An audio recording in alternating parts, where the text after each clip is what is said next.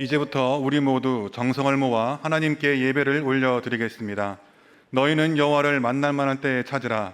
가까이 계실 때에 그를 부르라. 악인은 그의 길을, 불의한 자는 그의 생각을 버리고 여호와께로 돌아오라. 그리하면 그가 긍휼히 여기시리라.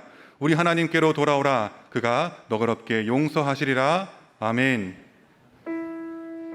할렐루야. 하나님의 사랑이 우리를 예배로 인도하신 줄 믿습니다. 죄악된 우리 모습 내려놓고 오직 주님만 바라보며 예배로 나아갑니다. 마음속에 어려움이 있을 때, 마음속에 어려움이 있을 때,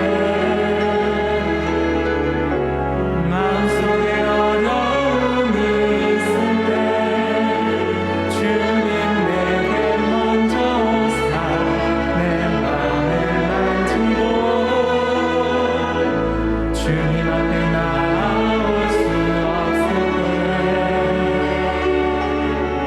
주님 앞에 나올 수 없을 때, 주님 앞에 나올 수 없을 때 주님 날 먼저 알으시네. 그럼에도 불구하고 날 사랑하시는 내 하나님의 사랑은 나의 모든 걸 덮고, 그럼에도 불구하고 날 안아주시는 내 하나님을 부를 때 아버지라 부르죠. 우리 자리에서 모두 일어나 고백하겠습니다. 마음속에 어려움이 있을 때, 마음속에 어려움이 있을 때, 마음속에 어려움이 있을 때, 마음속에 어려움이 있을 때 주님 내게 먼저 오사 내 마음을 만지고 주님 앞에 나올 수 없을 때, 주님 앞에 나올 수 없을 때, 주님 앞에 나올 수 없을 때 주님 날 먼저 안으시네. 그럼에도 불구하고 날 사랑하시는 내 하나님의 사랑은 나의 모든 걸 덮고, 그럼에도 불구하고 날 안아주시는 내 하나님을 부를 때 아버지라 우리 두 손 높이고, 그럼에도 불구하고 날 사랑하시는 내 하나님의 사랑은 나의 모든 걸 덮고, 그럼에도 불구하고 날 안아주시는 내 하나님을 부를 때 아버지라 부르죠. 삶을 돌아보며 함께 기도하겠습니다. 세상은 사랑을 감정이라고 말하지만 성경은 사랑을 상대방의 유익을 구하는 행동이라고 가르칩니다. 한 주간 배우자와 가족을 향한 나의 행동은 어떠했습니까? 섬기는 마음으로 존경하고 순종하셨습니까? 아니면 섬김을 받으려 하는 삶을 하셨습니까? 이 시간 우리의 모습을 돌아보기를 원합니다. 주여, 예수님께서 보여주신 섬김의 삶을 본받아 살게 해 주시옵소서. 서로 사랑하며 섬기며 아름다운 가정 공동체를 이루어가게 해 주시옵소서. 마음을 열고 묵상으로 함께 기도하겠습니다.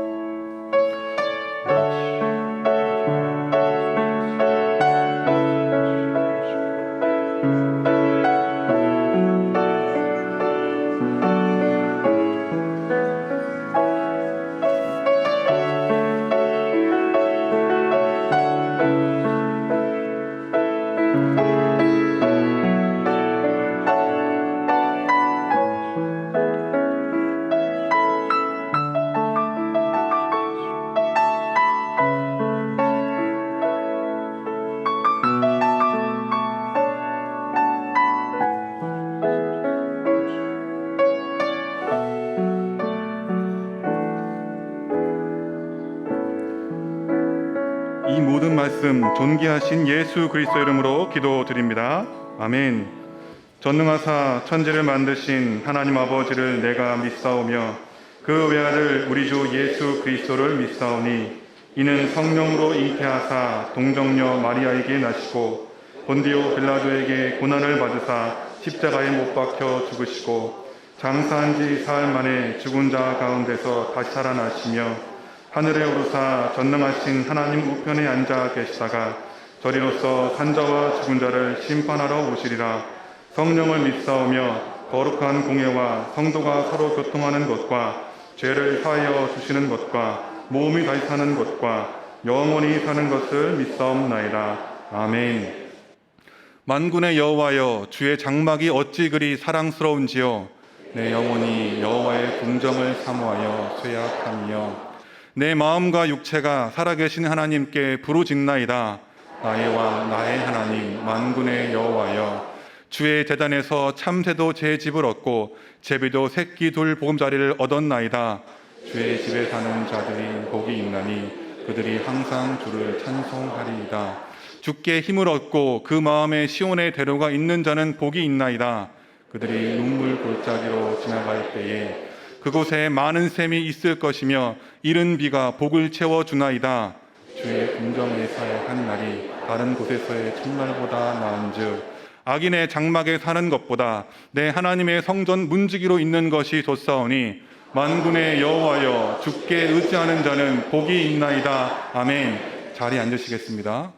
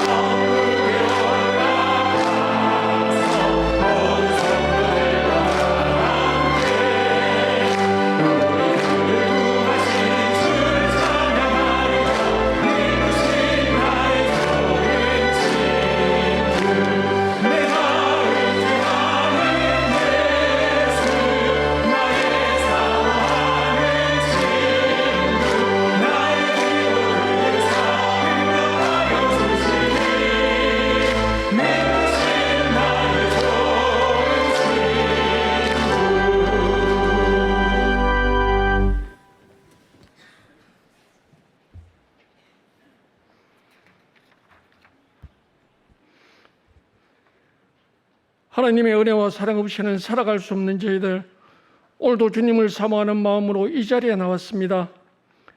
마음과 뜻을 다하여 올려드리는 예배를 받아주시옵고 기쁨과 평안이 넘치는 시간으로 인도하여 주시옵소서. 한 주간의 삶을 돌아볼 때 하나님 말씀에 순종하며 그 뜻대로 살아가야 하지만 세상에 속한 것들을 사랑하며 육신의 즐거움과 재물의 유혹에 빠져 살아왔음을 고백하오니 용서하여 주시옵소서. 오늘도 여러 가지 기도 제목을 가지고 안타까운 마음으로 나온 많은 성도들이 있습니다. 어떠한 고난 가운데서도 하나님을 불평하거나 원망하지 않고 우리와 함께 하시며 피할 길과 감당할 힘을 주시는 주님을 만나게 하여 주시옵소서. 하나님의 자녀로 그리스도의 제자로 이 세상을 살아갈 때에 우리의 말과 행동이 하나님께 드려지는 온전한 예배가 되게 하시고 우리 삶의 모습으로 이웃에게 그리스도를 증거하는 자들 되게 하여 주시옵소서. 저희 동신교회를 축복하셔서 사랑과 은혜가 충만한 교회로 날마다 부흥되게 하셔서 감사합니다. 복음으로 사람을 살리고 키워 고치는 생명사역을 다시 한번 가슴에 새기며 한마음 한뜻으로 나아가는 공동체가 되게 하여 주시옵소서. 이를 위해 힘을 모으고 헌신하는 우리 부교육자들께 크신 은혜와 능력으로 함께 하셔서 한국교회와 세계선교에서 큰 역할을 감당하게 하여 주시옵소서. 교회의 미래인 우리 자녀들이 올바른 믿음과 신앙으로 가정과 학교에서 선한 영향력을 나타내며 사회 곳곳에서 필요한 인재들로 성장하게 하여 주시옵소서. 지구촌에는 아직도 하나님을 알지 못하여 혼란과 어둠 속에서 방황하는 많은 영혼들이 있습니다. 땅끝까지 복음을 전파하여 모든 민족이 하나님을 찬양하고 경배하는 그날이 어수속히 오게 하여 주시옵소서. 우리 사회가 이제는 갈등과 분열에서 벗어나 서로 이해하고 화합하며 하나 되게 하시고 세우신 지도자에게 지혜와 능력을 주셔서 공의롭고 정의로운 나라로 이끌어가게 하여 주시옵소서. 생명의 말씀을 전하시는 문대호 목사님께 성령의 능력으로 함께하여 주시고 저희를 통해서 이루시려는 하나님의 뜻을 깨닫는 시간 되게 하여 주시옵소서. 지금까지 지켜주시고 앞으로도 함께하시며 가장 선한 길로 인도하시는 하나님께 감사드리며 예수님 이름으로 기도합니다. 아멘.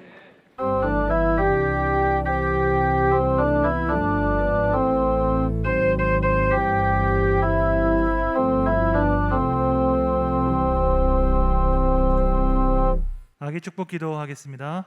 권혁진 성도님, 박가영 성도님의 아들 권지율, 전병곤 성도님, 이유리 성도님의 딸 전여울 교회 처음 나왔습니다. 함께 기도하겠습니다.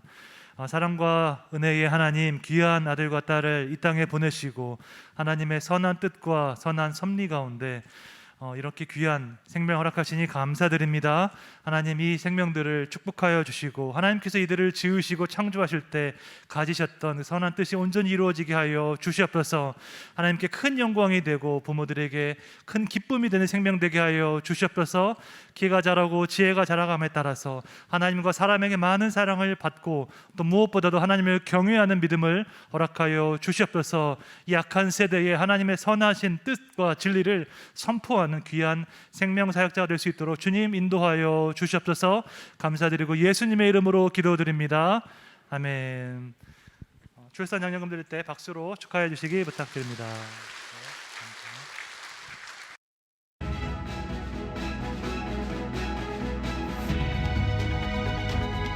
로잔 운동은 세속화와 인본주의가 강해지던 1960, 70년대에 전 세계 복음주의 선교 운동을 하나로 결집하기 위해 미국의 빌리 그레엄 목사님과 영국의 존 스토트 목사님이 1974년 스위스 로잔에서 대회를 처음으로 개최했습니다.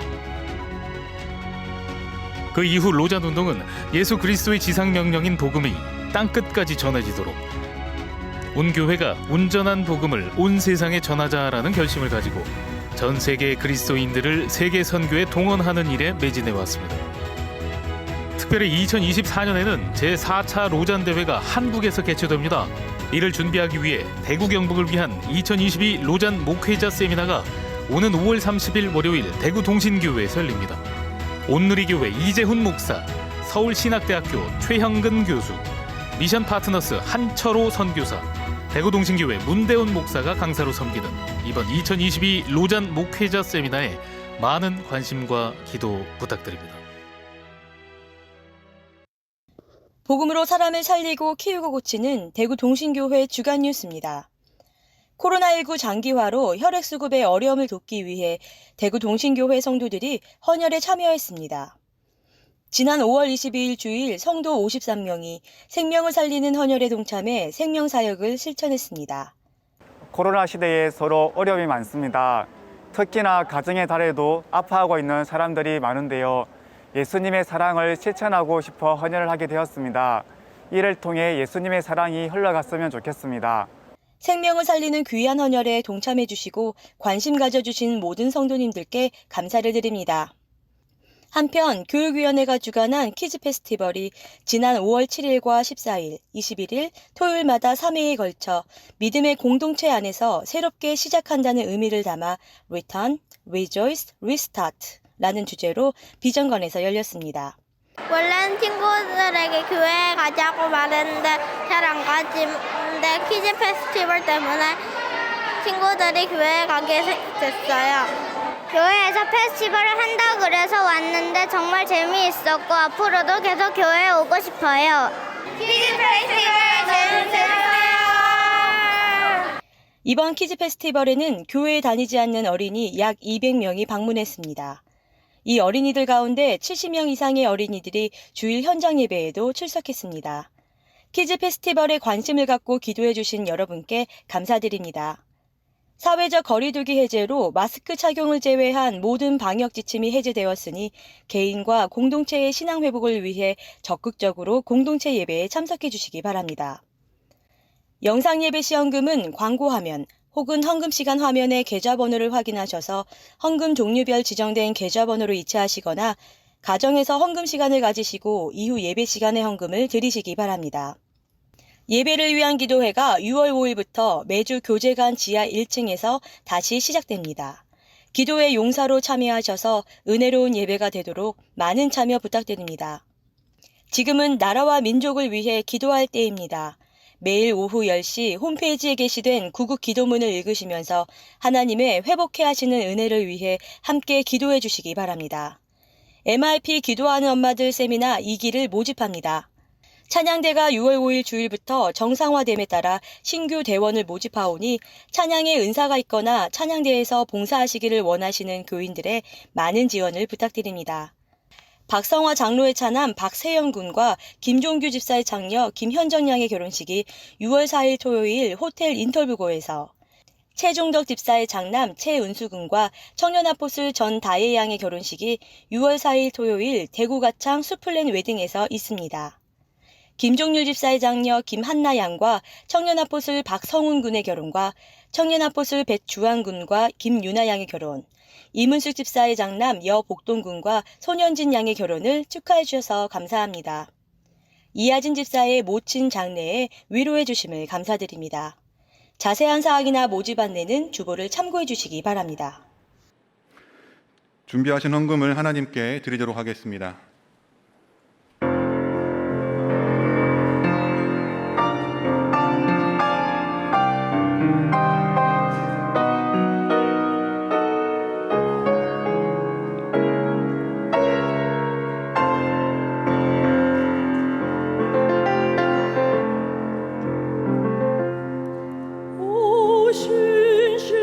신실하신 주, 내 아버지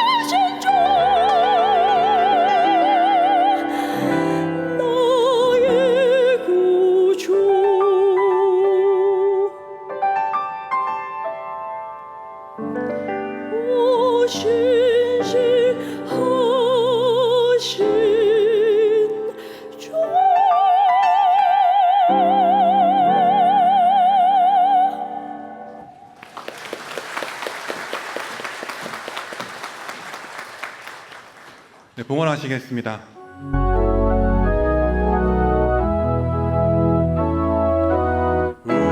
우리에게 향하신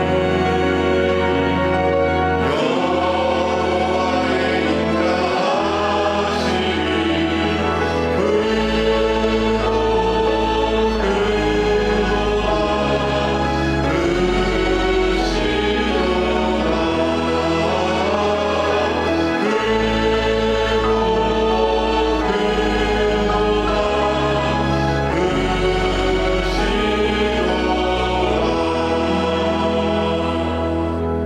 때에 따라 필요한 모든 것을 채워주시는 하나님, 나에게 주어진 모든 것이 나의 것이 아니라 하나님께로부터 왔음을 고백합니다. 그렇게 이 시간 하나님과 올바른 재정관계를 맺고자 드리는 예물을 받아 주시옵소서. 억지로 드리지 않게 하시고 기쁨으로 드리는 향기로운 제물이 되게 해 주시옵소서. 예물과 함께 간절한 기도 제목을 올려드립니다. 하나님의 선하신 때에 기도하는 것보다 더 크게 응답해 주시옵소서. 감사드리며 존귀하신 예수 그리스도 이름으로 기도드립니다. 아멘. 오늘 우리에게 주시는 하나님 말씀은 고린도후서 10장 3절에서 6절 말씀입니다. 신약 296면에 있습니다. 고린도후서 10장 3절에서 6절입니다.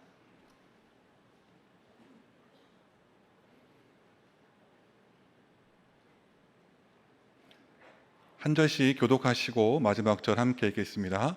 우리가 육신으로 행하나 육신에 따라 싸우지 아니하노니 우리의 싸우는 무기는 육신에 속하는 것이 아니요 오직 어떤 견고한 짐도 무너뜨리는 하나님의 능력이라 모든 인원을 무너뜨리며 하나님 아는 것을 대적하여 높아진 것을 다 무너뜨리고 모든 생각을 사로잡아 그리스도에게 복종하게 하니 함께 읽겠습니다. 너희의 복종이 온전하게 될 때에 모든 복종하지 않는 것을 벌하려고 준비하는 중에 있노라. 아멘.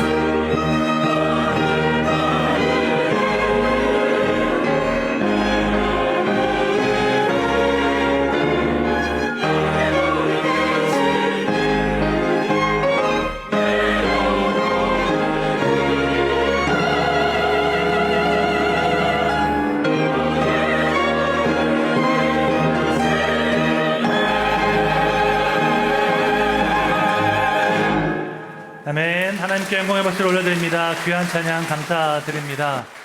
현장에서 또 온라인으로 주일 3부 예배 나오신 여러분들을 주님의 이름으로 환영합니다. 주님의 진리로 우리의 마음과 생각을 채우사 사탄과의 영적 전쟁에서 승리하게 하시는 예수님의 은혜가 함께하기를 주님의 이름으로 축원합니다. 내일 우리 교회에서 대구 경북 로잔 목회자 컨퍼런스가 있습니다. 로잔이 무엇이길래 우리 교회에서 이런 행사를 하나 궁금하신 분들도 계실 것입니다. 제가 하반기 선교 헌신 예배 때 로잔 운동의 역사와 그 의미에 대해서 말씀드리겠습니다. 서울에서 귀한 강사분들이 많이 오셨는데 세계 선교를 위한 비전이 공유되는 귀한 시간이 될 수 있도록 기도를 부탁드리겠습니다. 다음 주일 예배 설교는 미국 달라스 세미안 교회를 담임하시는 이은상 목사님께서 해주시겠습니다. 세미안 교회는 미국 중부지방에서 이제 가장 큰 한인 교회이고 생명사역 국제화를 위해서 우리 교회와 함께 긴밀하게 협력하고 있습니다. 귀한 목사님을 다음 주일에 모시게 되었는데 기대하는 마음으로 참석해 주시기를 부탁드리겠습니다. 좌우에 계신 분들과 함께 우리 인사 나누도록 하겠습니다. 그리스도의 평강이 함께하기를 기원합니다. 함께 인사하겠습니다.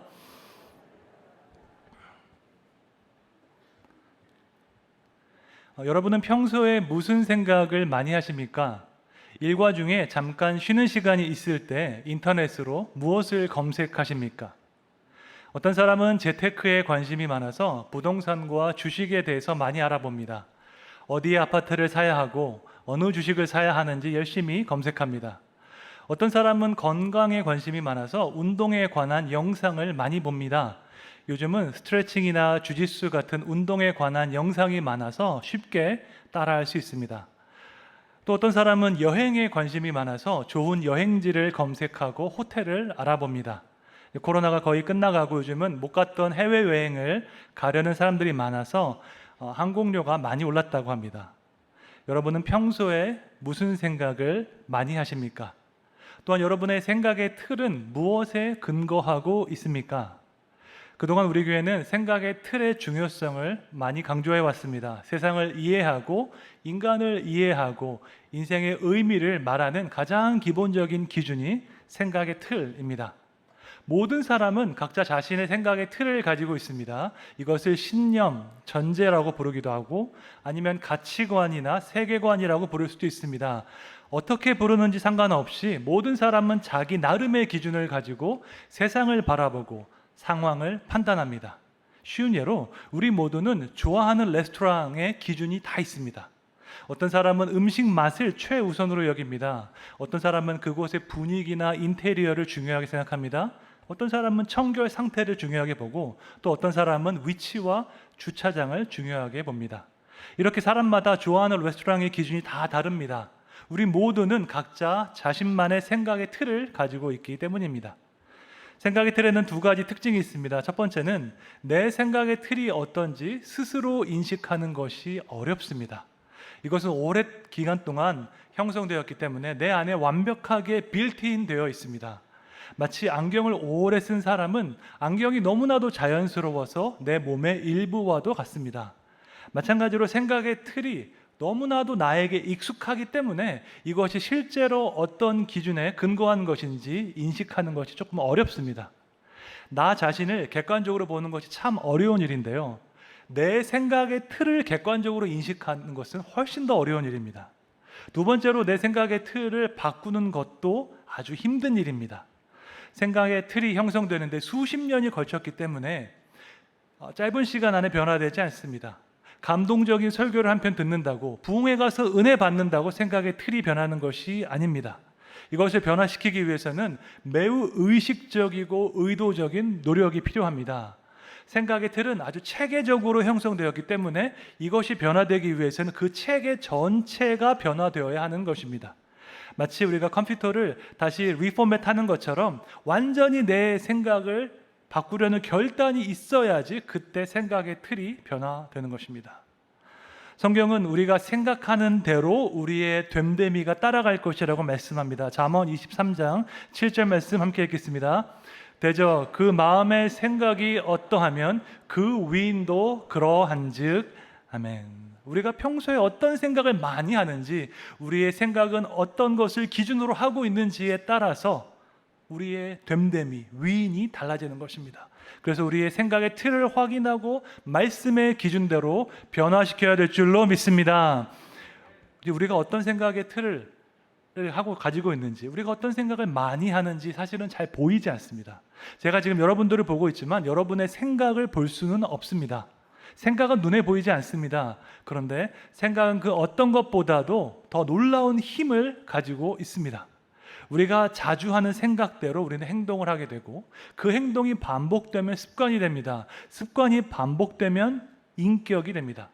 그렇게 형성된 인격이 우리 인생의 방향을 결정하고 우리 인생의 성공 여부를 결정하게 됩니다. 이 모든 것의 시작이 결국은 생각에 있는 것입니다. 오늘 본문은 사도 바울이 고린도 교회에 보내는 편지입니다. 당시 고린도는 그리스의 항구 도시이자 상업과 무역이 번창했던 대도시였습니다. 동서양의 다양한 문화와 종교가 만나고 12개의 신전과 2만 명이 들어갈 수 있는 큰 야외 극장이 있는 도시였습니다. 고린도에서 사도 바울이 1년 반 동안 사역을 하면서 교회를 세웠습니다. 바울이 직접 세운 교회라면 대단할 것 같은데 실제로는 다른 교회와 똑같은 교회였습니다. 고린도 교회에도 여러 가지 문제가 많았습니다. 분열의 문제, 음란의 문제, 우상의 문제, 제사와 같은 문제가 많이 있었습니다. 또한 거짓 사도와 거짓 선생이 교회를 혼란스럽게 하면서 바울의 사도직을 공격했습니다. 바울은 고린도 교회의 여러 문제들을 지적하면서 그들의 싸움은 육신의 전투가 아니라 영적인 전투라고 설명합니다. 고린도 후서 10장 3절 말씀 함께 읽겠습니다. 우리가 육신으로 행하나 육신에 따라 싸우지 아니하노니. 아멘. 이 짧은 구절 안에는 기독교 신앙의 놀라운 점이 담겨 있습니다. 바로 육체와 영혼 모두를 인정한다는 것입니다. 육신으로 행하나 육신에 따라 싸우지는 않는다라는 이 말씀은요, 육신을 입고 사는 현실을 우리가 인정하지만 육체적 이 세계가 전부가 아니라 영적인 싸움이 있다는 것을 강조하는 것입니다. 여러분, 이 세상에는 다양한 세계관이 존재하는데 대부분 육체 아니면 영혼 둘 중에 한 가지만 강조합니다. 예를 들어서 현대사회를 지배하는 세속주의 세계관은 물질 세계, 육체만을 강조합니다. 눈에 보이는 것만 인정하고 눈에 보이지 않는 영적인 세계는 인정하지 않습니다. 정신과 상담을 받으러 가면 영적인 문제, 죄의 문제에 대해서 이야기를 하면은 세속주의 세계관을 가진 의사는 그런 말을 다 무시하고 호르몬의 문제나 심리적인 문제로만 이해합니다. 그 반대쪽에 있는 그 애니미즘 세계관은 영적인 세계가 본질이고 그 물질 세계는 그림자라고 주장합니다. 아시아와 아프리카의 전통 종교에서는 수많은 영들의 존재를 우리가 믿고 있습니다. 그 영들이 현실 세계에 직접적인 영향을 끼친다고 믿기 때문에 지금도 점집에 가는 사람들이 있습니다. 예전에 제가 축구선수 박지성 선수의 아버지의 인터뷰를 본 적이 있습니다. 2002년 월드컵 직후에 박지성 선수가 일본에서 뛰고 있었는데 히딩크 감독이 있는 네덜란드로 갈 수 있는 기회가 생겼다고 합니다. 네덜란드로 갈 것인지 말 것인지 결정을 해야 하는데 아무리 생각해도 답이 나오지 않았습니다. 그래서 박지성 선수의 아버지가 점집을 몇 군데나 찾아갔다고 합니다. 대부분의 무당들이 유럽으로 아들을 보내라고 해서 그래서 아들을 네덜란드로 보냈다고 합니다. 지금 21세기에도 이렇게 생각하는 사람들이 있다는 것이 참 놀라웠습니다. 인생을 결정하는 이렇게 중요한 문제를 점집에 가서 물어보는 사람들이 있습니다. 물질 세계는 그림자에 불과하고 영적인 세계가 모든 것을 통치한다고 믿기 때문입니다. 이런 세계관은 육체와 영혼 중에서 영혼만을 아주 강조한 것입니다. 그런데 기독교 신앙은 육체와 영혼 모두를 강조하고 있습니다. 눈에 보이는 육체만 강조하지도 않고 영혼이 모든 것을 통제한다고 믿지도 않습니다. 언뜻 생각하면 성경은 영혼을 더 강조하지 않나 싶을 수도 있습니다. 육체는 일시적이지만 영혼은 영원하기 때문에 물론 영혼이 중요한 것이 많습니다. 그런데 성경은 육체의 가치, 육체의 중요성을 또한 강조하고 있습니다. 요한 2서 1장 7절 말씀 함께 읽겠습니다. 미혹하는 자가 세상에 많이 나왔나니 이는 예수 그리스도께서 육체로 오심을 부인하는 자라. 이런 자가 미혹하는 자요 적 그리스도니. 아멘. 성경은 예수님께서 육체의 몸을 입고 오신 것을 부인하면 적 그리스도라고 말씀하고 있습니다. 왜냐하면 고대 그리스 로마 사상에 따르면 육체는 악하고 일시적인 것이기 때문에 전능한 그 하나님이 절대로 인간의 육체를 입지 않을 것이다 라고 믿었기 때문입니다. 이런 주장을 가리켜 영지주의라고 부릅니다. 영지주의는 한마디로 영혼은 선하고 육체는 악하다는 것입니다. 이것은 철저하게 이분법적인 사고입니다. 그런데 여러분, 육체가 악한 것입니까? 아닙니다. 하나님께서 이 물질 세계, 우리 인간의 육체, 동물을 창조하시고 뭐라고 말씀하셨나요? 창세기 1장 31절에 보면 하나님이 지으신 그 모든 것을 보시니 보시기에 심히 좋았더라 라고 말씀하십니다. 하나님께서 창조하신 세계, 이 물질 세계는 악하지 않습니다. 죄로 인해서 타락한 것이 문제이지 하나님께서 만드신 세상은 원래 아름답고 선했습니다. 그래서 영혼은 선하고 육체는 악하다라는 이런 생각은 성경에서 나온 것이 아닙니다. 하나님은 우리 영혼을 구원하시고 또한 우리의 육체도 구원하시는 줄로 믿습니다. 하나님은 우리의 영혼을 축복하시고 또한 우리의 육체도 축복하시는 줄로 믿습니다. 성경은 우주 안에 있는 물질적인 이 요소와 영적인 요소 모두를 인정하는 유일한 세계관입니다. 영적인 세계를 부인하는 세속주의자나 아니면 육체를 악하게 여기는 영지주의자들은 사실 실제 세계의 절반밖에 보지 못하는 것입니다. 하지만 우리 크리스천들은 물질 세계와 영적 세계 모두를 인식하고 그것을 분별할 수 있는 지혜를 가지고 있는 사람들입니다. 우리가 육체를 입고 살아가지만 영적 전쟁을 할 때가 있습니다. 영적 전쟁은 눈에 보이지 않는 싸움이지만 분명한 실체가 있는 싸움입니다. 고린도후서 10장 4절 말씀 함께 읽겠습니다. 우리의 싸우는 무기는 육신에 속한 것이 아니요 어떤 견고한 진도 무너뜨리는 하나님의 능력이라. 아멘. 하나님을 열심히 따라가고 있는 우리를 방해하는 영적인 세력이 있습니다. 그것은 바로 사탄입니다. 사탄은 여러 가지 상황을 조종하고 사람들을 조종해서 우리가 믿음을 따라 살지 못하도록 합니다. 그러므로 우리가 진짜로 싸워야 하는 그 상대는 사람이 아니라 사탄입니다. 사탄은 우리 생각보다 훨씬 더 교묘하고 훨씬 더 전략적인 존재입니다. 사탄은 결코 뿔 달린 악마의 모습으로 우리에게 다가오지 않습니다. 우리가 전혀 눈치채지 못할 그런 모습으로 아름답게 가장하고 우리에게 다가와서 속삭입니다. 그럴듯한 논리와 생각으로 우리를 유혹하고 있는데 그 목표는 우리가 하나님과 멀어지는 것입니다. 제가 3년 전에 불어권 선교 컨퍼런스를 위해서 프랑스 파리를 방문한 적이 있습니다. 파리 지하철 안에는 워낙 소매치기가 많기 때문에 제가 지하철을 탈 때마다 아주 조심했습니다. 조금이라도 의심스러운 사람이 반경 1m 이내로 들어오면 제가 예의주시하면서 경계했습니다. 그러다 어느 날 퇴근 시간에 지하철을 탔는데 누가 봐도 인상이 너무 좋은 관광객처럼 보이는 아저씨가 제 옆에 섰습니다. 저는 이제 지하철 노선도를 보면서 어느 역에서 내려야 하나 생각하고 있었습니다. 그런데 그 인상 좋은 아저씨가 제 주머니에서 휴대폰을 훔치다가 열차가 흔들려서 휴대폰을 바닥에 떨어뜨리고 말았습니다. 제가 당황한 사이에 그 아저씨가 다정하게 웃으면서 휴대폰을 주셔서 저에게 주고 바로 그 다음 역에 내려서 도망갔습니다. 아무것도 잃어버리지 않아서 참 다행이었지만 제 기분이 너무나도 이상했습니다. 제 생각에는 소매치기 하면 뭔가 싸납고 무서운 사람일 줄 알았는데 실제 소매치기는 너무나 인상이 좋은 그런 아저씨였습니다. 이 사람이 소매치기일 거라고 상상도 못하게끔 만든 다음에 방심하는 사이에 이제 귀중품을 훔쳐가는 것이었습니다. 그때 저는 사탄의 유혹이 바로 이런 모습이구나 깨닫게 되었습니다. 사탄이 우리에게 다가올 때 나 사탄이다 하면서 다가오지 않습니다. 아주 친근하고 너무나도 매력적인 모습으로 다가와서 우리를 안심시킵니다. 아주 합리적이고 아주 근사한 모습으로 다가와서 우리를 죄의 길로 조금씩 인도할 것입니다. 그러므로 눈에 보이지 않지만 영적인 싸움이 있는 것을 우리가 기억해야 할 줄로 믿습니다. 사도 바울이 강조하는 것처럼 우리의 싸움은 영적인 것이고 우리의 무기도 영적인 것입니다. 고린도후서 10장 4절 말씀 함께 읽겠습니다. 우리의 싸우는 무기는 육신에 속한 것이 아니요 오직 어떤 견고한 진도 무너뜨리는 하나님의 능력이라. 아멘. 여기 나오는 견고한 진, stronghold는 성을 지키기 위해서 세운 방어 요새입니다.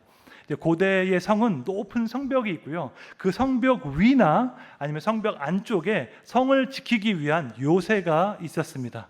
사진으로 보시는 것처럼 고대 그리스 성의 한 성의 모습인데요. 이 성의 경우에는 성벽 위쪽에 이제 방어 요새가 있습니다.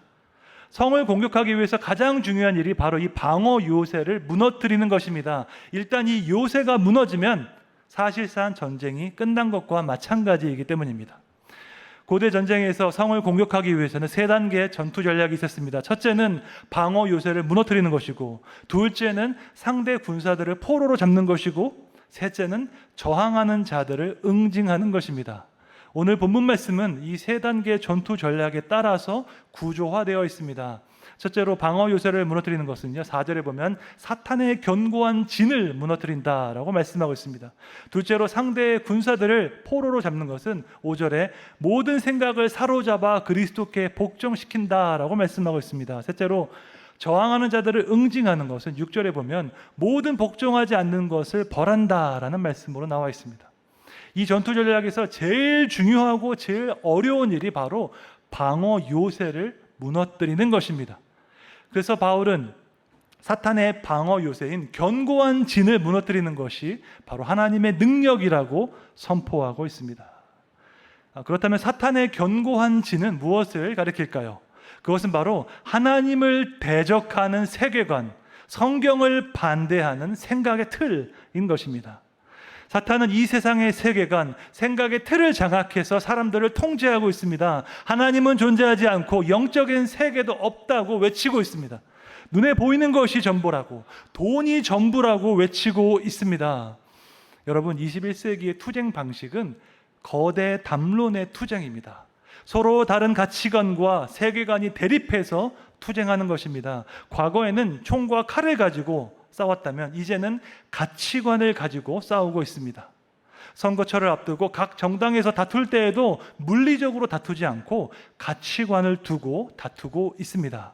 그래서 팀 케일러 목사님은 이렇게 말했습니다. 생각은 우리 인생의 통제본부, 컨트롤 센터이다. 우리의 머리가 생각하는 일을 우리의 정서가 갈망하고 우리의 의지가 수행한다라고 말했습니다. 사탄 역시 생각의 중요성을 알기 때문에 우리 생각을 장악해서 우리를 조종하고자 합니다. 세속적인 가치관, 물질적인 가치관으로 우리를 유혹해서 하나님과 멀어지게 만들고자 합니다. 이러한 사탄의 유혹에 빠지지 말고 하나님의 말씀으로 승리하시기를 주님의 이름으로 축원합니다. 바울은 하나님께서 사탄의 헛된 이론과 교만한 사상을 어떻게 무너뜨리는지 설명하고 있습니다. 고린도 후서 10장 4절 후반절 5절 상반절 함께 읽겠습니다. 모든 이론을 무너뜨리며 하나님 아는 것을 대적하여 높아진 것을 무너뜨리고 아멘. 하나님은 그분의 진리의 말씀을 통해서 모든 이론을 다 무너뜨리고 하나님을 대적하여 높아진 모든 사상을 다 무너뜨립니다. 한글 성경에 이론이라고 번역된 그 영어 단어는 argument인데요. 이것은 theory와는 조금 다른 의미입니다. theory는 관찰에 근거한 객관적인 이론이라면 argument는 주관과 확신이 들어간 강한 자기 주장입니다. 확고하게 자기 생각을 가지고 다른 사람을 설득할 때 우리가 argument라고 합니다. 사탄은 하나님을 대항하기 위해서 자신만의 argument를 사용하고 있습니다. 자신의 주관, 그 확신을 가지고 하나님의 뜻을 따르면 오히려 손해라고 다른 사람들을 선동하고 있는 것입니다. 그런 사탄의 주장을 따라가면 마음이 높아지고 하나님을 대항해서 교만한 사상을 갖게 됩니다. 인류 역사에는 그런 교만한 사상을 가졌던 사람들이 많이 있었습니다. 자신의 주관과 확신을 토대로 하나님을 대항해서 하나님보다 더 높은 곳 위에 서서 자신의 사상을 주장했습니다. 세계관에 대해서 오랫동안 연구한 학자 중에 제임스 사이어라는 사람이 있는데 그는 이 세상의 7개의 세계관이 각기 대립하고 있다고 주장했습니다. 시간 관계상 7개 중에서 2가지만 살펴보도록 하겠습니다. 첫째로 이신론은 하나님이 우주를 창조하셨으나 그 이후에 이 우주가 스스로 운행하도록 내버려 두셨다라는 주장입니다. 과학자들이 자연 세계를 자세히 관찰해 보니까 이 우주는 아주 질서정연하게 움직이고 있었습니다. 이렇게 정확하고 질서정연한 우주가 저절로 생겨날 수는 없으니까 하나님의 창조는 믿습니다. 그런데 이신론의 문제는 창조 이후에 하나님께서 세상에 개입하지 않으시고 자연 법칙대로 돌아가도록 하셨다는 것입니다. 쉽게 말해서 하나님이 이제 시계 태엽을 딱 감으시고 그 이후로는 그 태엽이 자동적으로 움직이도록 하셨다는 것입니다. 이것은 아주 그럴듯하게 들리지만 하나님의 일하심, 하나님의 역사를 자연 법칙 안에 가두어 두는 것입니다. 다시 말해서 인간의 관찰과 이성으로 이해할 수 있는 하나님만 믿겠다는 것입니다. 그래서 이신론을 따르는 사람들이 인정하는 그 절대적인 권위는 성경이 아니고 바로 인간의 이성입니다. 이성으로 검증할 수 없는 초자연적인 역사, 기적, 영적인 세계를 다 부인합니다. 크리스천 중에서도 이런 입장을 가지고 있는 사람들이 있습니다. 이성적으로, 과학적으로 증명될 수 있는 것만 믿겠다는 것인데 사실 이것은 하나님을 믿는 것이 아니라 이성을 믿는 것입니다. 그래서 이신론은 상당히 위험한 생각입니다. 요즘 유튜브에 보면 이런 입장을 가진 목사님들이 많은 인기를 끌기도 합니다. 주일 성수를 꼭 해야 하나? 11조를 꼭 드려야 하나? 이런 주제에 대해서 설명하는데 아주 이성적으로, 합리적으로, 문학적으로 설명합니다.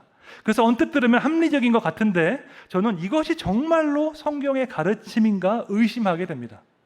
왜냐하면 이런 분들의 문제는 이성을 성경 위에 두는 것입니다. 하나님의 말씀을 순종함으로 받는 것이 아니라 내 이성으로 설명할 수 있고 이해할 수 있는 것만 받는 것입니다. 그런데 문제가 한 가지 있습니다. 하나님은 무한하시고요, 우리는 유한하다는 것입니다. 그래서 우리가 그분의 말씀을 100% 다 이해할 수 없을 때가 있습니다. 그래서 어떨 때에는 100% 이해가 다 안 되더라도 순종해야 하는 부분이 있습니다. 비유로 설명하면 이렇습니다. 요즘은 어린이 중에서도 당뇨병 환자가 꽤 있다고 합니다.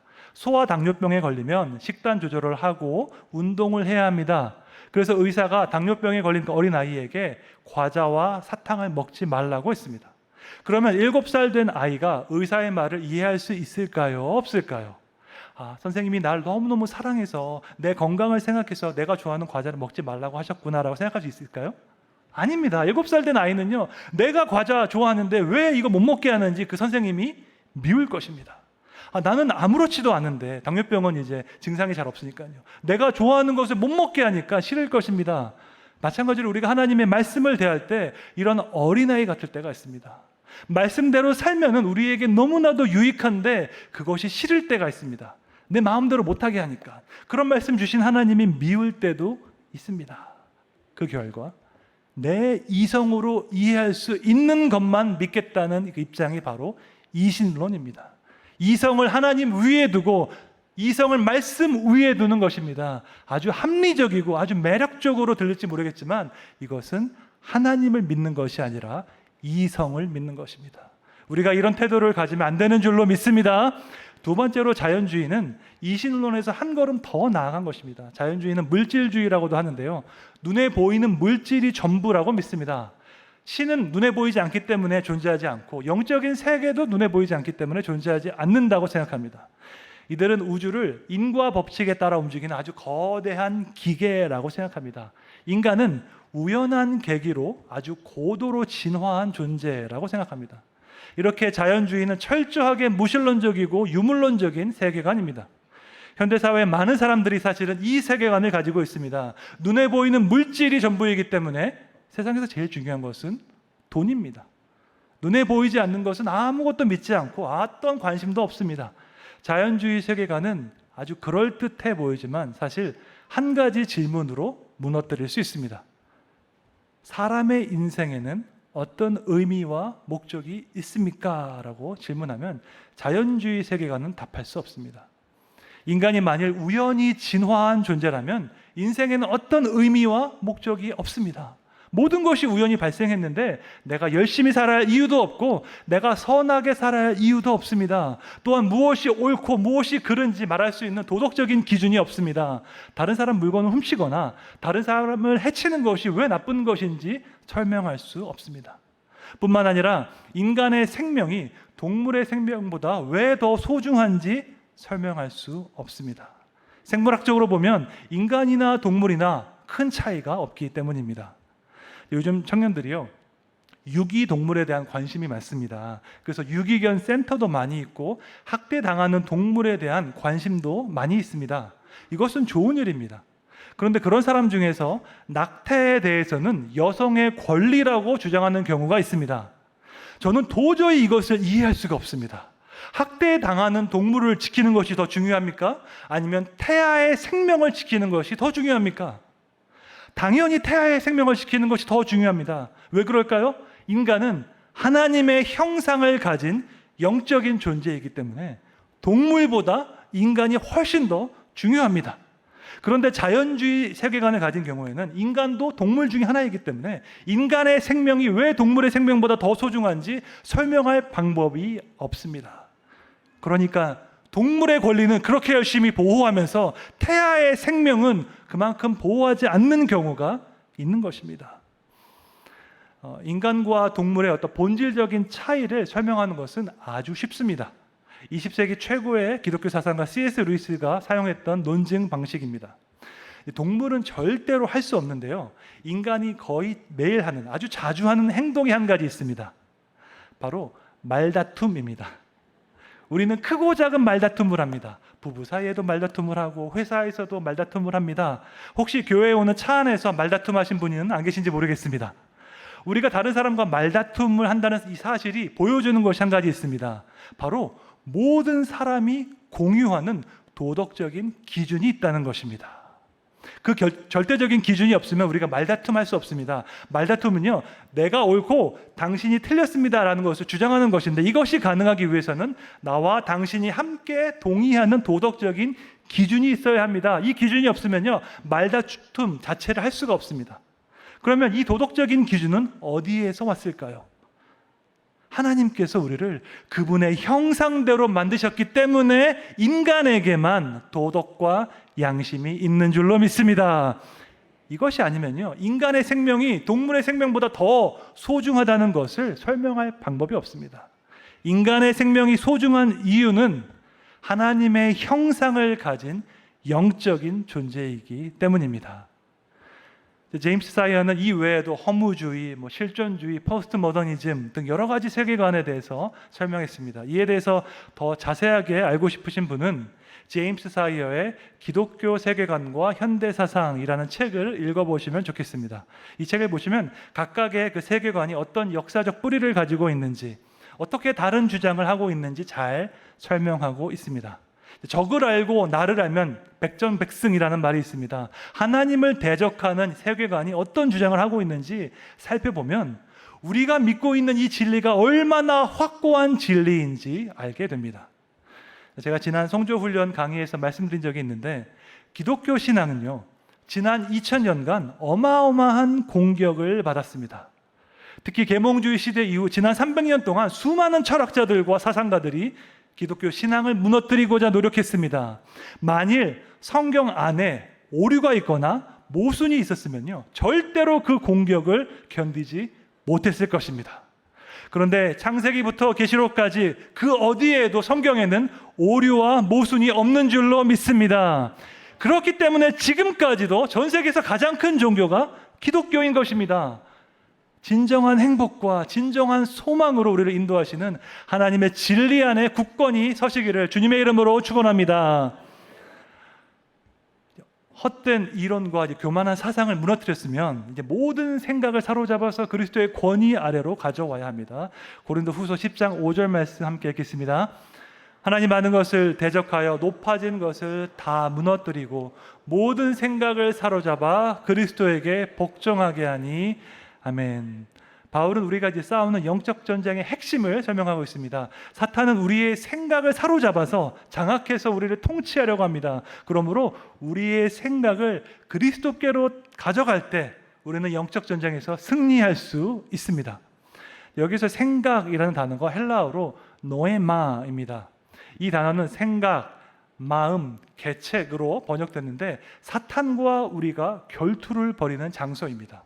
영적 전쟁의 장소는 다른 곳이 아니라 바로 우리의 생각의 틀인 것입니다. 고린도후서의 그 앞부분을 살펴보면 바울이 노에마라는 단어를 몇 차례 사용했습니다. 고린도후서 2장 11절 말씀 함께 읽겠습니다. 이는 우리로 사탄에게 속지 않게 하려 함이라. 우리는 그 계책을 알지 못하는 바가 아니로다. 그 아래 말씀 함께 읽겠습니다. 그 중에 이 세상의 신이 믿지 않은 자들의 마음을 혼미하게 하여 그리스도의 영광의 복음의 광채가 비치지 못하게 하미니. 아멘. 바울은 사탄의 계책을 사탄의 노에마라고 불렀습니다. 또한 사탄이 하나님을 믿지 않는 자들의 마음, 그 노에마를 혼미하게 했다고 말하고 있습니다. 사탄은 우리의 생각을 혼미하게 해서 공격해서 그 결과 하나님을 믿지 못하게 하는 것입니다. 사탄이 우리를 공격하는 것, 우리의 생각을 공격하는 방식은 사실 복잡하지 않습니다. TV와 인터넷을 통해서 계속해서 거짓 메시지를 내보내는 것입니다. 우리가 매일 보는 TV와 인터넷에는 사탄이 보내주는 메시지가 많이 있습니다. 여러분 혹시 이런 광고 문구를 본 적 있으십니까? 당신이 타는 차가 당신을 말해줍니다. 당신이 사는 아파트가 당신을 말해줍니다. 여러분은 이 광고 문구에 대해서 어떻게 생각하십니까? 내 차, 내 집이 정말 나를 다 말해줍니까? 이것은 절반은 맞고 절반은 틀립니다. 내 차와 내 집은 현재 나의 어떤 재정적인 상태를 보여줄 수 있습니다. 내가 어디에 우선순위를 두고 돈을 사용하는지도 보여줄 수 있습니다. 하지만 내 차, 내 집이 나의 모든 것을 다 말해주지는 않습니다. 좋은 차를 타면 성공한 인생이고 그렇지 않으면 실패한 인생이 아닙니다. 인생은 그렇게 단순하지 않습니다. 소박한 차를 타고 다니지만 선한 일을 위해서 아낌없이 후원하는 분들을 전 많이 봤습니다. 그런 분들의 인생을 그분이 타고 다니는 차로 평가할 수 없습니다. 하지만 우리는 TV와 인터넷을 통해서 사탄의 거짓 메시지를 듣고 있습니다. 더 많은 것을 소유해야지 진정으로 행복한 인생이다라는 메시지를 매일 듣고 있습니다. 자녀가 좋은 대학에 가지 못하면 실패한 인생이라는 메시지를 매일 듣고 있습니다. 배우자 이외에 애인을 가진 사람이 많으니까 그래도 괜찮다는 메시지를 매일 듣고 있습니다. 이렇게 우리가 매일 듣고 있는 거짓 메시지를 어떻게 다루어야 할까요? 우리의 모든 생각을 그리스도의 권위 아래로 가져오기 위해서는 어떻게 해야 할까요? 두 가지를 말씀드리겠습니다. 첫째로 우리의 생각을 변화시키기 위해서는 진리로 거짓을 대체해야 합니다. 거짓 메시지를 제거하기 위해서는요, 그것을 없애려고 노력하는 것이 아니라 진리로 내 생각을 채워야 합니다. 사탄은 우리가 문제에 초점을 맞추도록 속입니다. 나를 유혹하는 것, 내가 갈망하는 것, 내가 두려워하는 것, 그 문제에 자꾸 초점을 맞추게 합니다. 우리는 그 생각을 없애려고 노력하지만 소용이 없습니다. 그 생각 안 하려고 하지만 자꾸 생각이 납니다. 이 시간 잠깐 간단한 실험을 한 가지 해보겠습니다. 여러분 잠시만 눈을 감으시고 제가 말하는 대로 한번 생각해 보십시오. 절대로 검은 고양이에 대해서 생각하지 마십시오. 길을 가다가 보았던 그 검은 고양이에 대해서 절대로 생각하면 안 됩니다. 검은 고양이 네로 노래를 생각해도 안 됩니다. 절대로 검은 고양이에 대해서 생각하지 마십시오. 계속 눈을 감은 상태로 하얀 햄스터를 한번 생각해 보십시오. 작고 귀여운 햄스터를 본 적이 있습니까? 저희 딸이 어렸을 때 햄스터를 키우고 싶다고 아주 졸랐던 적이 있습니다. 하얗고 예쁘고 귀여운 햄스터를 한번 생각해 보십시오. 지금 여러분의 머릿속에 검은 고양이 생각이 납니까? 실험을 마쳤습니다. 눈을 뜨셔도 됩니다. 검은 고양이를 생각하지 말라고 하면 어떤가요? 생각하지 말라고 하면 더 생각납니다. 그런데 하얀 햄스터를 생각하니까 검은 고양이 생각이 사라졌습니다. 나쁜 생각이 우리에게 들어왔을 때 그것을 자꾸 생각하면 안 됩니다. 나쁜 생각을 없애려고 노력하면 노력할수록 더 생각납니다. 생각을 비워서 진공 상태로 있는 것은 좋은 일이 아닙니다. 우리의 생각을 하나님의 말씀으로 채우면요, 나쁜 생각은 자동적으로 사라지는 줄로 믿습니다. 캄캄한 방에서 어둠을 쫓아내는 유일한 방법은 불을 켜는 것입니다. 마찬가지로 말씀으로 내 마음을 밝히면 거짓 메시지는 자동적으로 사라집니다. 그런데 불교에서는 명상을 통해서 마음을 비우라, 마음을 비우세요, 마음을 비우세요 이야기합니다. 잘 안 되죠. 근데 마음을 조금 비우면은 사탄은 더 큰 유혹거리를 가져옵니다. 하나님의 말씀으로 내 마음이 꽉 차 있으면 나쁜 생각이 들어올 곳이 없습니다.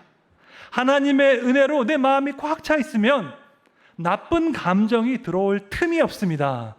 두 번째로 생각을 변화시키기 위해서는요, 혼자서 하는 것이 아니라 같은 생각을 품은 사람들과 함께 노력해야 합니다. 여러분, 혼자 기도하고 혼자 말씀 읽는 것은 쉬운 일이 아닙니다. 하지만 같은 생각을 품은 사람들과 함께 있을 때 우리는 더 큰 용기와 힘을 얻어서 신앙생활에 정진할 수 있습니다.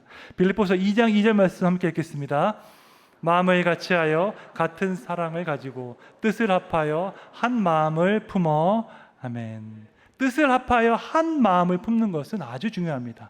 같은 마음으로 하나님을 사랑하고 하나님의 뜻대로 순종하고자 하는 사람들이 있으면 서로에게 힘이 되고 격려가 되기 때문입니다. 사랑방 모임이 중요한 이유가 바로 이것입니다. 사랑방 모임에서 우리가 세상에서 받았던 그 거짓 메시지를 다 진리의 빛 가운데로 드러내야 합니다. 말씀을 함께 읽고 나누는 중에 서로가 서로에게 격려하고 기도하는 가운데 거짓 메시지가 진리로 대치되는 것입니다. 또한 우리 교회 안에는 다양한 훈련 프로그램이 있습니다. 새가족 교육도 있고 제자 양육원 훈련도 있습니다. 예수 생명 리딩 바이블도 있고 MIP 기도하는 엄마들 훈련도 있습니다. 어떤 훈련이라도 좋으니까 한 가지를 정해서 꾸준하게 참석하시면 큰 유익이 있습니다. 혼자서 기도하고 혼자서 말씀 읽는 것 어렵지만 소그룹이 함께 기도하고 함께 말씀을 읽으면 꾸준히 할 수 있습니다. 생각의 틀이 변하기 위해서는 시간이 오래 걸리기 때문에요. 꾸준히 노력하는 것이 중요합니다. 그런데 꾸준히 하기 위해서는 혼자 하는 것보다 함께 소그룹으로 하는 것이 훨씬 더 효과적입니다. 교회 안에 있는 다양한 훈련 프로그램에 적극적으로 참여하시고 사랑방 모임에도 적극적으로 참여하시기를 축원합니다. 생각은 결과를 낳습니다. 우리 인생은요, 결국 우리가 생각하는 것들로 가득하게 될 것입니다. 인간적인 정욕만 생각하는 사람은 그것으로 가득한 인생을 살 것이고, 하나님 나라와 생명사역을 생각하는 사람은 그것으로 인생이 가득할 것입니다. 거짓 메시지를 제거하는 가장 확실한 방법은 진리로 우리의 생각을 채우는 것입니다. 하나님의 말씀으로 우리 생각을 새롭게 하시기를 주님의 이름으로 축원합니다. 혼자서 노력하는 것이 아니라 같은 생각을 품은 사람들과 꾸준하게 함께 노력해야 합니다. 말씀 위에 견고한 생각의 틀을 세워서 우리의 생각을 공격하는 사탄과의 영적 전쟁에서 승리하시기를 주님의 이름으로 축원합니다. 함께 찬송 부르도록 하겠습니다.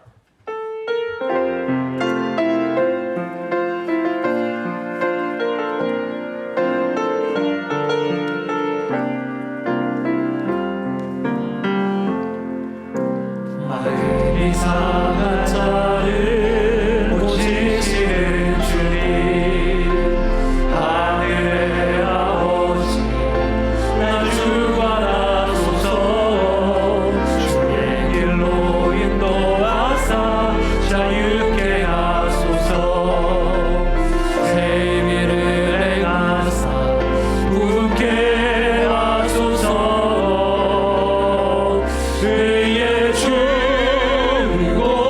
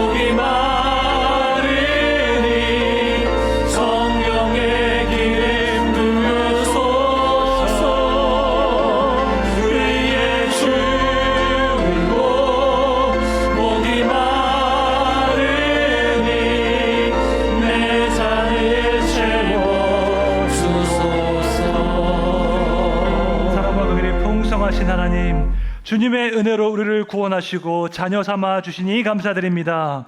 사탄의 억압에서 우리를 해방하시고 주님의 진리 가운데 자유를 허락하시니 감사드립니다. 헛된 이론과 교만한 사상을 폐하시고 주님의 진리로 우리를 가득 채워 주시옵소서. 눈에 보이는 것이 전부라고 외치는 이 세상에서 인생의 영원한 의미와 목적을 선포하게 해 주시옵소서. 우리 안에 있는 기쁨과 소망을 전하게 하시고 복음으로 사람을 살리고 키우고 고치는 생명사역을 온전히 감당하게 해 주시옵소서.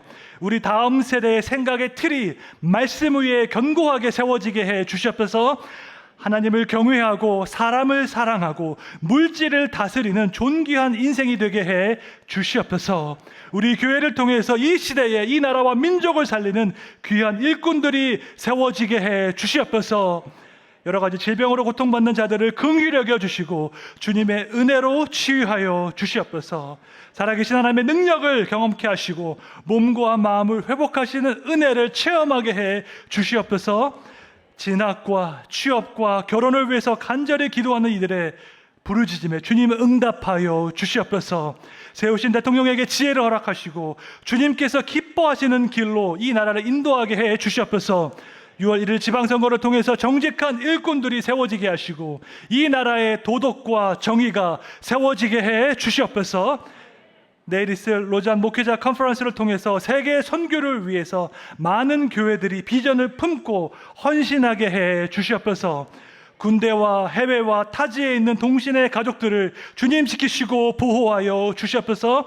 일평생 하나님만 의지하고 경외하여서 주님께서 주시는 놀라운 은혜와 복을 받게 해 주시옵소서. 우리를 사랑하시되 끝까지 사랑하시는 예수님의 이름으로 기도드립니다. 아멘. 주 예수 그리스도의 은혜와 하나님 아버지의 무한하신 사랑과 성령님의 감화, 감동, 위로, 교통, 영적인 잠을 깨우시는 역사가 하나님의 말씀으로 우리의 생각을 새롭게 하여 주님께서 기뻐하시는 길로 행하고자 다짐하는 동신교회 모든 성도들과 전 세계에서 복음을 전하시는 선교사님들 위해 이제부터 영원까지 함께 있을지어다. 아멘.